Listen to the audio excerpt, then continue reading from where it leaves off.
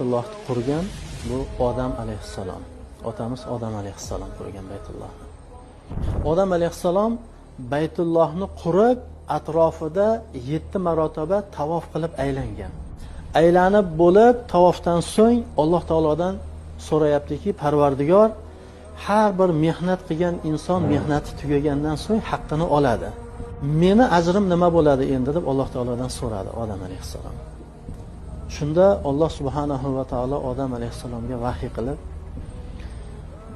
seni ajring bu Baytullohni tavof qilganingga seni gunohlaringni kechirdim, mag'firat qildim dedi.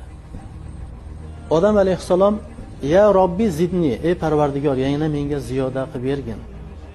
Shunda Alloh taolo yana vahiy qilib, shu seni avlodingdan to davri qiyomatgacha qaysi bir inson kelib Baytullohni tavof qiladigan bo'lsa, ularni ham gunohlarini kechirdim dedi.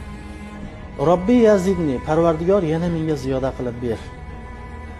Shunda Alloh taolo aytdiki, to davri qiyomatgacha seni farzandlaringdan qaysi bir inson kelib Baytullohni tavof qiladigan bo'lsa, ularni ham gunohini kechirdim.